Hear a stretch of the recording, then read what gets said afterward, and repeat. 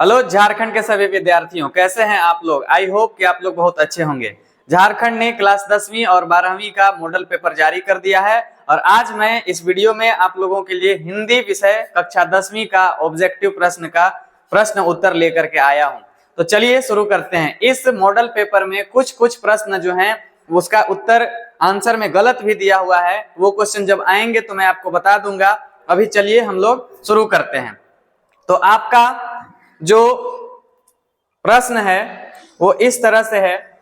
जो पहला प्रश्न है आप लोगों का वो अपठित गद्यांश है, यानी कि कुछ एक ऐसा कहानी दिया हुआ है जिसको आप लोग पहले नहीं पढ़े हैं। तो चलिए हम लोग शुरू करते हैं। पुस्तकें मनुष्य की सबसे अच्छी मित्र होती हैं।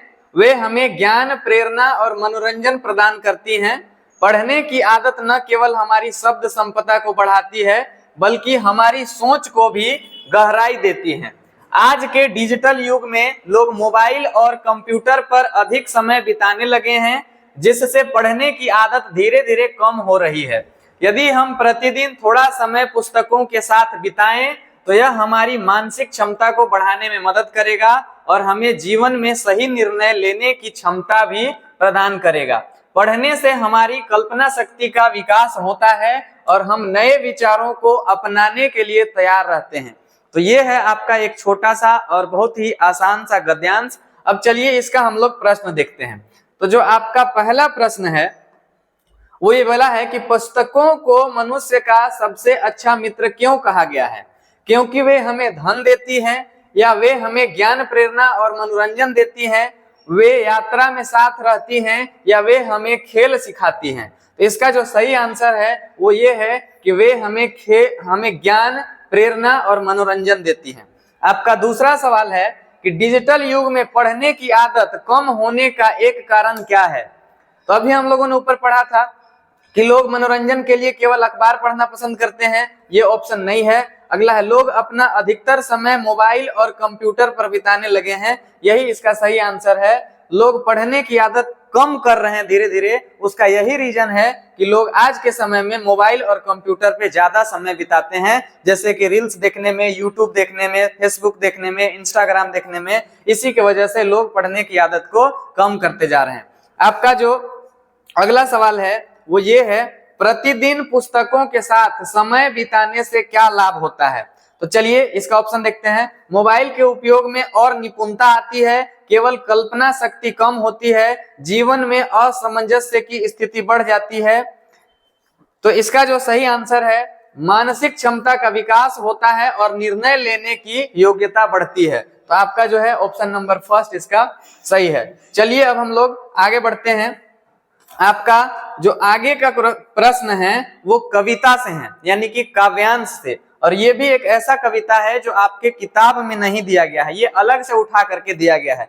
तो पहले हम लोग इसको पढ़ेंगे, उसके बाद इसको प्रश्न उत्तर को करेंगे। चलिए देखते हैं।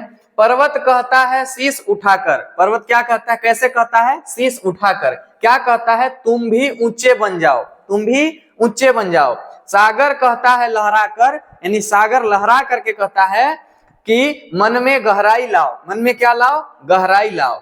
समझ रहे हो क्या कहती है, समझ रहे हो क्या कहती हैं, उठ उठ गिर गिर तरल तरंग, भर लो अपने दिल में मीठी मीठी मृदुल उमंग। पृथ्वी कहती है धैर्य न छोड़ो, कितना ही हो सिर पर भार। नभ कहता है फैलो इतना, नभ मतलब आसमान, आकाश। नभ कहता है फैलो इतना, ढक लो तुम पूरा संसार, यानी कि सारा संसार। इस कविता का क्वेश्चन में नाम दिया गया है जो कि है प्रकृति संदेश। तो कविता प्रकृति संदेश में सागर से कवि हमें क्या सीख लेने को कहते हैं। साहस और दृढ़ता, मन में गहराई लाना, ऊंचे लक्ष्य बनाना, या संसार को ढक लेना। तो इसका जो सही आंसर है मन में गहराई लाना। इसका देखिए यहाँ पे ये लिखा हुआ है कि सागर से, तो यहाँ पे लिखा हुआ है सागर कहता है लहरा कर, मन में गहराई लाओ। तो इसका जो आंसर था वो फर्स्ट, यानी कि क्वेश्चन नंबर 5वां का जो आंसर है मन में गहराई लाना। आगे देखिए प्रश्न 6 कि कविता में पर्वत का संदेश क्या है।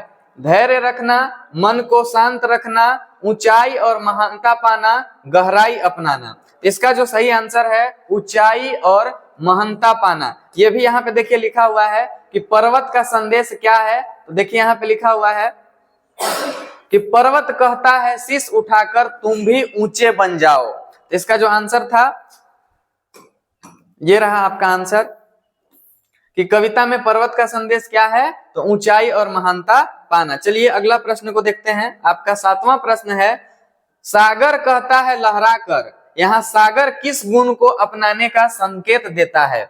धैर्य का, गहराई का, या फैलाव का, या साहस का? तो इसका जो सही आंसर है वो है गहराई का। इसका ऊपर में लिखा हुआ है, इसका जो सही आंसर है वो गहराई है। चलिए हम लोग आगे बढ़ते हैं। आपका 8वां प्रश्न है कि उठ उठ गिर गिर तरल तरंग किस जीवन स्थितियों का प्रतीक है? आनंद और उत्साह का, धैर्य और स्थिति का, गहराई और फैलाव का, कठिनाइयां और सफलता का? तो हमारे जीवन में गिरना उठना लगा हुआ रहता है। इसी पे एक लाइन भी है कि गिरना बुरी बात नहीं है, गिर कर नहीं उठना बुरी बात है। तो ये जो है उठ उठ गिर गिर तरल तरंग किस जीवन स्थितियों का प्रतीक है? तो इसका जो सही आंसर है कठिनाइयां और सफलताएं का, ये सही आंसर है इसका। आगे बढ़ते हैं हम लोग। अब हमारा शुरू होता है व्याकरण। चलिए देखते हैं व्याकरण के प्रश्नों को। यदि तुम मन लगाकर पढ़ोगे तो परीक्षा में अवश्य सफल होगे, यह वाक्य है। तो आपको पता है कक्षा 10वीं में वाक्य के भेद जो है वो 3 प्रकार के होते हैं, सरल वाक्य, संयुक्त वाक्य और मिश्र वाक्य। तो पूछा है कि ये जो प्रश्न है, यदि तुम मन लगाकर पढ़ोगे तो परीक्षा में अवश्य सफल हो जाओगे, ये कौन सा वाक्य है? तो इसका एकदम आसान तरीका है, अगर किसी वाक्य में यदि, जो, जब, कि ऐसा लगा हुआ रहेगा तो हम लोग ऐसे वाक्य को मानते हैं मिश्र वाक्य। तो ये जो सही आंसर है इसका मिश्र वाक्य है। अगला प्रश्न को देखते हैं। मोहन पढ़ाई करता है और मोहन खेलों में अच्छा है, यह वाक्य क्या है? तो जिसमें योजक शब्द लगे हुए होते हैं, यानी कि जोड़ने वाले शब्द लगे होते हैं, वो जो वाक्य होता है, यहाँ पे देखिए जोड़ने वाला शब्द क्या है? और। तो इस और की वजह से ये जो वाक्य है ये आपका संयुक्त वाक्य हो जाएगा, संयुक्त वाक्य। चलिए हम लोग अगला प्रश्न की तरफ चलते हैं। अगला प्रश्न है कि फल खाया जा रहा है, यह किस वाक्य का उदाहरण है? तो देखिए फल खाया जा रहा है, क्या खाया जा रहा है? तो फल खाया जा रहा है, यानी कि यहाँ पे कर्म प्रधान है, यानी कि ये जो वाच्य है इसका सही आंसर है कर्म वाच्य है। क्या खाया जा रहा है? तो फल खाया जा रहा है, ये कर्म वाच्य है। चलिए अगला प्रश्न को देखते हैं।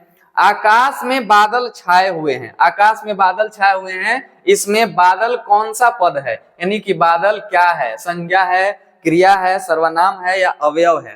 तो जैसे इस दुनिया में जितने भी वस्तु हैं या जितने भी चीज हैं उनका कुछ न कुछ नाम है और उन्हीं नामों को हम लोग संज्ञा कहते हैं। तो कोई ऊपर की इशारा करके पूछेगा कि ऊपर तुमको क्या दिखाई दे रहा है, तो हम लोग बोलेंगे बादल, यानी कि उसका नाम क्या है? बादल। तो जिसका नाम होता है, नाम वाले शब्दों को हम लोग संज्ञा कहते हैं। तो यहाँ पे जो सही आंसर है वो इसका संज्ञा आंसर है। चलिए हम लोग आगे बढ़ते हैं। उसकी आवाज बिजली की तरह गूंज रही थी, यह कौन सा अलंकार है? उत्प्रेक्षा, श्लेष, अतिशयोक्ति, या मानवीकरण? तो जहां पे के समान तुलना किया जाए, जैसे यहाँ पे देखिए आवाज बिजली की तरह यानी कि बिजली के समान, तो जब तुलना किया जाता है तो वहां पे सर उत्प्रेक्षा अलंकार होता है। ये पिछले कुछ सालों से क्लास 10वीं में नहीं पूछा है, अभी अप्लाई कर रहा है। तो अगर आप लोग अलंकार नहीं पढ़े हैं तो इसी वीडियो में, मतलब इसी यूट्यूब चैनल पे जैक ऑब्जेक्टिव पे आपको इसका अलंकार का वीडियो मिल जाएगा, जाइएगा और देख लीजिएगा ताकि आपको परीक्षा में कोई दिक्कत या परेशानी न हो। चलिए हम लोग अगला प्रश्न लेते हैं। त्रिलोक किस प्रकार का समास है? तत्पुरुष समास, द्वंद्व समास, या द्विगु समास, या कर्मधारय समास? तो आप देखेंगे यहाँ पे संख्या सूचक शब्द दिख रहा होगा आपको, जो संख्या को डिनोट करता है, निर्देशित करता है। यहाँ पे क्या है? त्रि यानी कि 3। तो जहां पे संख्या सूचक शब्द दिखते हैं वहां पे आपका समास जो हो जाता है वो द्विगु समास हो जाता है। तो इसका सही आंसर है द्विगु समास। चलिए आगे बढ़ते हैं। ईमेल लेखन किससे संबंधित है? तो यहाँ पे अभिव्यक्ति और माध्यम का प्रश्न है। ईमेल लेखन किससे संबंधित है? आधुनिक संचार माध्यम, पारंपरिक संचार माध्यम, मौखिक संचार, टेलीफोन संदेश, तो इसका जो सही आंसर है वो आधुनिक संचार माध्यम। आप लोग जानते होंगे मोबाइल पे हम लोग इंस्टाग्राम, फेसबुक या व्हाट्सएप पे मैसेज भेजते हैं, लेकिन हम लोग ईमेल के माध्यम से भी किसी को भी मैसेज, वीडियो, वॉइस ये सारा कुछ भेज सकते हैं। तो आज के टाइम में यानी कि मॉडर्न जनरेशन का भेजने का, मैसेज भेजने का एक माध्यम है। आगे बढ़ते हैं। अगला सवाल है, पढ़ाई जीवन को उज्जवल बनाती है, इनमें कौन सा अलंकार है? मानवीकरण अलंकार है, उत्प्रेक्षा अलंकार है, श्लेष अलंकार है या अतिशोक्ति अलंकार है? तो यहाँ पे आपका ये कोई ऑप्शन नहीं है, ये जो सर आपका कोई ऑप्शन नहीं है। यहाँ पे जो पढ़ाई जीवन को उज्जवल बनाती है, इसका जो सही आंसर है वो है रूपक अलंकार। क्या आंसर है? रूपक अलंकार। इस बात को आप लोग ध्यान में रखेंगे। अब चलिए हम लोग आगे बढ़ते हैं और आगे देखते हैं पाठ्य पुस्तक का गद्यांश, यानी कि एक कहानी है जो कि आपके ही क्षितिज भाग 2 से लिया गया है, यानी कि साना साना हाथ जोड़ी जो कहानी है आपका वहां से लिया गया है, जिसके लेखक हैं मधु कांकरिया। तो चलिए पहले इसको पढ़ते हैं, उसके बाद इसके प्रश्नों को देखेंगे। युमथांग पहुंचने के लिए हमें रात भर लायुंग में पड़ाव लेना था। गगनचुंबी पहाड़ों के तल में सांस लेती एक नन्ही सी शांत बस्ती लायुंग। सारी दौड़ धूप से दूर जिंदगी वहां निश्चित सो रही थी। उसी लायुंग में हम ठहरे थे। तीस्ता नदी के तीर पर बसे लकड़ी के एक छोटे से घर में मुंह हाथ धोकर मैं तुरंत ही तीस्ता नदी के किनारे बिखरे पत्थरों पर बैठ गई थी। सामने बहुत ऊपर से बहता झरना नीचे कल कल बहती तीस्ता में मिल रहा था।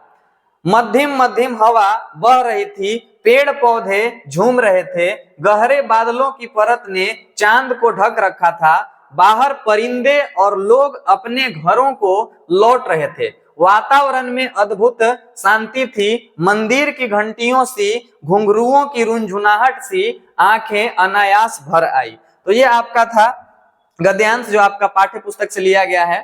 इससे अब प्रश्न देखते हैं, लायुंग किस प्रकार की बस्ती बताई गई है? तो अभी हम लोग पढ़े कि लायुंग जो है वो शांत और नन्ही बस्ती बताई गई है। आपका अगला सवाल है कि उपर्युक्त गद्यांश में वातावरण की शांति की तुलना किससे की गई है? शंख ध्वनि से, बाजे की धुन से, मंदिर की घंटियों और घुंघरुओं की रुंझुनाहट से या समुद्र की लहरों से? तो जो इसका आंसर है वो ये है मंदिर की घंटियों और घुंघरुओं की रुंझुनाहट से। चलिए अगला प्रश्न को देखते हैं। अब आगे का जो आपका प्रश्न है वो कविता से है। आप देख रहे होंगे तुम्हारी यह दंतुरित मुस्कान, यानी कि दंतुरित मुस्कान से ये आपका जो छोटा सा कविता लिया गया है, जिसके लेखक जो हैं नागार्जुन हैं। तो कवि जो है नागार्जुन है। चलिए इसको पहले पढ़ते हैं, उसके बाद इसके प्रश्नों को देखेंगे। तो यहाँ पे दिया हुआ है कि तुम्हारी यह दंतुरित मुस्कान। दंतुरित मुस्कान मतलब एक ऐसा मुस्कान जहाँ पे दो छोटे बच्चों लोगों का एक या दो दांत दिखाई देता हो। मृतक में भी डाल देगी जान, यानी कि मृतक में भी जान डाल सकती है। धूली धूसर तुम्हारे ये गात, तो याद रखेंगे गात का मतलब जो होता है शरीर होता है, और धूली धूसर का मतलब होता है मिट्टी बालू से सना हुआ, यानी कि छोटे छोटे जो बच्चे होते हैं वो मिट्टी में बालू में खेलते हैं तो उनका जो शरीर होता है वो मतलब गंदा हो जाता है या धूल कण उनके शरीर में लग जाते हैं। तो वही लिखा हुआ है धूली धूसर तुम्हारे ये गात, गात मतलब शरीर। छोड़कर तालाब मेरी झोपड़ी में खिल रहे जलजात, तो याद रखेंगे जलजात का मतलब होता है कमल, जनजात का मतलब कमल। तो यहाँ पे कवि बताते हैं कि जो कमल को खिलना चाहिए कहाँ? तालाब में, लेकिन वो खिल रहे हैं कहाँ पे? मेरे झोपड़ी में। और झोपड़ी में तालाब खिलने का मतलब क्या है? एक बच्चा का होना। तो परस पाकर तुम्हारी ही प्राण, परस का मतलब होता है सर स्पर्श, स्पर्श मतलब छूना। तो तुमको छू करके पिघल कर जल बन गया होगा कठिन पाषाण। कठिन पाषाण, पाषाण का मतलब होता है सर कोई बड़ा सा पत्थर या फिर पहाड़, पर्वत जिसको हम लोग बोल सकते हैं। तो कोई बड़ा सा भी पत्थर या पहाड़ तुम्हारे इस शरीर को छू लेगा तो वो भी पिघल करके क्या बन जाएगा? जल बन जाएगा। तो ये रहा सर आपका कविता। अब चलिए हम लोग इसका आंसर देखते हैं कि मृतक में भी डाल देगी जान का क्या अर्थ है? मरे हुए को जिंदा कर देना, हारे हुए को जिता देना, या हताश और निराश व्यक्ति में खुशी ला देना, या माँ बाप का काम आसान कर देना। तो जिसका सही आंसर है वो ये है कि हताश और निराश व्यक्ति में खुशी ला देना, यानी कि ऑप्शन नंबर ग इसका सही आंसर है। अगला क्वेश्चन है कि धूली धूसर तुम्हारे ये गात, पंक्ति में गात का अर्थ है, तो गात यानी कि सर अभी बताए थे हम, इसका मतलब होता है शरीर, तो ऑप्शन नंबर बी इसका सही हो जाएगा। आगे देखिए, निम्नलिखित प्रश्नों के सही विकल्प का चयन करें। अब ये आपका किताब का प्रश्न, कहानी और कविता दोनों मिक्स।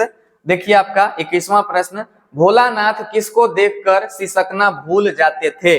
अपनी माता को, अपने पिता को, खेल के साथियों को या अपने भाइयों को? तो जो इसका सही आंसर है वो है खेल के साथियों को। जब वो रो रहे होते थे और अपने खेल के साथियों को, दोस्तों को देखते थे तो रोना बंद कर देते थे, यानी कि सिसकना बंद कर देते थे। आपका अगला प्रश्न है, उद्धव कृष्ण का कौन सा संदेश लेकर आए थे? ये आपका क्षितिज भाग 1 का पहला पाठ यानी कि पद, जो कि सूरदास लिखे हैं, वहां से लिया गया है। उद्धव कृष्ण का कौन सा संदेश लेकर आए थे? यानी प्रेम का संदेश, अनुराग का संदेश, योग का संदेश या इनमें से कोई नहीं? तो इसका सही आंसर है योग संदेश को लेकर के आए थे। आगे देखते हैं हम लोग, ये आपका दूसरा पाठ यानी कि कविता का दूसरा कविता राम लक्ष्मण परशुराम संवाद, जिसके जो कवि हैं तुलसीदास हैं, लिया गया है कि राम लक्ष्मण परशुराम संवाद में किस रस की प्रमुखता है? हास्य रस, करुण रस, शांत रस या फिर वीर रस? तो यहाँ पे देखेंगे कि लक्ष्मण, राम, परशुराम सब अपना वीरता के बारे में बता रहे होते हैं कि हम फूंक के पहाड़ उड़ा सकते हैं, मेरे फरसी की ओर देखो, मैं तुम्हें मार सकता हूँ। तो यहाँ पे वीरता के बारे में बताया गया है, तो इसमें सही आंसर जो है वो वीर रस है। आगे बढ़ते हैं, उत्साह कविता में कवि ने बादल की तुलना किससे की है? धरती से, आकाश से, कवि से या इनमें से कोई नहीं? तो सर इसका कोई भी आंसर नहीं है। उत्साह कविता में, जो कि सूर्यकांत त्रिपाठी इस कविता के कवि हैं, वहां पे बादल की तुलना छोटे छोटे बच्चों के घुंघरेलों बाल से किया गया है। तो इसका कोई आंसर नहीं है। आप याद रखिएगा, छोटे बच्चों के घुंघरेले बाल से आकाश का तुलना किया गया है। आपका अगला प्रश्न है, यह दंतुरित मुस्कान कविता के कवि कौन है? तो इसका ऊपर में भी आया था, यह दंतुरित मुस्कान कविता के जो कवि हैं उनका नाम है नागार्जुन। तो ये नागार्जुन है कवि। आपका अगला प्रश्न है, यानी कि 26वां प्रश्न है, जितेन नार्गे की जीप में किसकी तस्वीर लगी हुई थी? तो अगर आप इस पाठ को, यानी कि साना साना हाथ जोड़ी, जिसके लेखिका मधु कांकरिया हैं, अगर इसको आप पढ़े होंगे तो आपको पता होगा कि इसकी जो सर जीप था जितेन नार्गी, जो कि गाइड था, तो गाइड के जो जीप पे तस्वीर लगी हुई थी वो दलाई लामा की तस्वीर लगी हुई थी, दलाई लामा की तस्वीर लगी हुई थी। चलिए हम लोग आपका 27वां प्रश्न लेते हैं, फसल किसका गुणधर्म है? फसल हाथ का, पानी का, किसान का या मिट्टी का? तो इसका जो सही आंसर है वो है मिट्टी का। आपका 28वां प्रश्न है, संगतकार का क्या अर्थ होता है? मुख्य गायक या मुख्य गायक का साथ देने वाला गायक, गीतकार या संगीतकार? तो आप अपने किताब में पढ़े होंगे संगतकार कविता, जिसके कवि जो हैं मंगलेश डबराल हैं, और संगतकार का जो अर्थ होता है मुख्य गायक का साथ देने वाला गायक। तो इसका जो सही आंसर है वो ऑप्शन नंबर ख है। चलिए हम लोग 29वां प्रश्न देखते हैं। 29वां प्रश्न ये है कि मन्नू भंडारी की हिंदी प्राध्यापिका का क्या नाम था? शीला अग्रवाल, मनीषा यादव, शालिनी गुप्ता, ज्योति गोयल? तो इसका जो सही आंसर है, मन्नू भंडारी की जो हिंदी प्राध्यापिका थी उनका नाम था शीला अग्रवाल। अगला प्रश्न जो 30वां प्रश्न है और ऑब्जेक्टिव प्रश्न का अंतिम प्रश्न है, उसका सवाल है, हालदार साहब और चश्मे वाले में क्या समानता है? दोनों चश्मा बेचते थे, दोनों देशभक्त थे, या पान वाला दोनों का मजाक बनाता था, इनमें से कोई नहीं?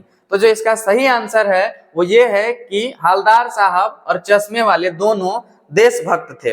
तो ये रहे सर आपके 30 ऑब्जेक्टिव क्वेश्चन। और अगर आपको सब्जेक्टिव का भी आंसर चाहिए तो हम इसी चैनल पे, यानी कि जैक ऑब्जेक्टिव पे बना करके अपलोड कर देंगे, आप लोग उसको देख लीजिएगा। और मिलते हैं फिर अगले वीडियो में। अभी आपका इंग्लिश और SST मैथ का मॉडल पेपर बाकी है, तो बने रहिए इस चैनल पे और देखते रहिए यहाँ की वीडियो। मिलते हैं फिर अगले वीडियो में। अगर आपको ये वीडियो अच्छा लगा हो तो इसको लाइक कीजिए, चैनल को सब्सक्राइब कीजिए और अपने सभी दोस्तों को शेयर कीजिए। बहुत बहुत धन्यवाद।